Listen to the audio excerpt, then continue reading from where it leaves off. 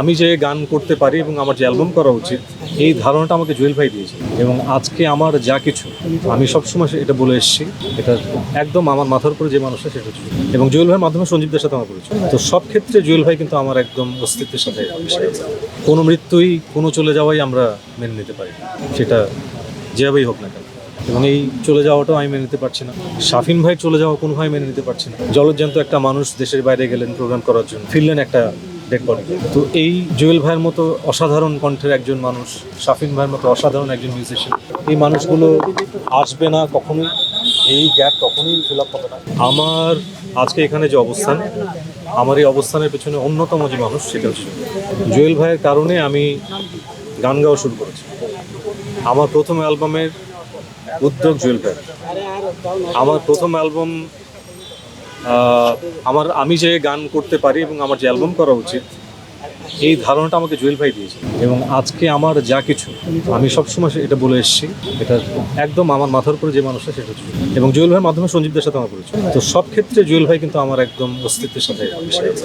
মানুষটা দীর্ঘদিন ফাইট করছিলেন এবং অবশেষে হার মানলেন। কোনো মৃত্যুই কোনো চলে যাওয়াই আমরা মেনে নিতে পারি, সেটা যেভাবেই হোক না কেন।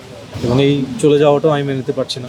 শাফিন ভাই চলে যাওয়া কোনোভাবে মেনে নিতে পারছি না। জলজ্যান্ত একটা মানুষ দেশের বাইরে গেলেন প্রোগ্রাম করার জন্য, ফিরলেন একটা ডেড বডি।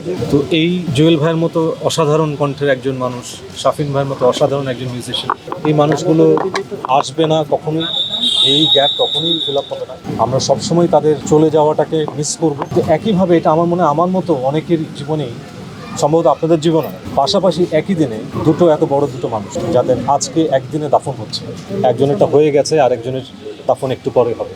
এই অভিজ্ঞতার কোনো ব্যাখ্যা আমার কাছে নাই, আমি এর কোনো ব্যাখ্যা দিতে পারবো না। কিছু কথা কখনোই আমাদের প্রিয় মানুষদেরকে বলি না, এটা আমরা সবসময় আমাদের জীবনে সবসময় মিস করি এবং ওই সময়টা চলে গেলে তখন মনে হয় কেন বললাম না। আমরা সবসময় যেটা মিস করে যাই সেটা হচ্ছে আমাদের কাছের মানুষ, আমাদের ভালোবাসার মানুষগুলোকে নিজে থেকে বলা যে আমি আপনাকে ভালোবাসি। এই মানুষগুলো যদি বেঁচে থাকা অবস্থায় সেই কথাগুলো শুনতে পারতেন তাহলে তারা আরও অনেক বেশি আনন্দিত হতো। তাই আমার মনে হয় যে এখনও যে মানুষগুলো আমাদের পাশে আছে, সেই মানুষগুলোর পাশে দাঁড়ানো, সেই মানুষগুলোকে ক্রমাগত বলা যে আমরা আপনাকে ভালোবাসি। এবং এই কথাটাকে আমি খুব বিশ্বাস করে কথাটা বলছি। শাফিন ভাইয়ের সাথে আমার ব্যক্তিগত যোগাযোগ অত বেশি ছিল না, কিন্তু জুয়েল ভাইয়ের সাথে আমার প্রচণ্ড রকম ব্যক্তিগত জায়গা থেকে যোগাযোগ।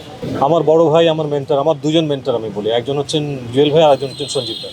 আমার দুজন মেন্টরই চলে গেল।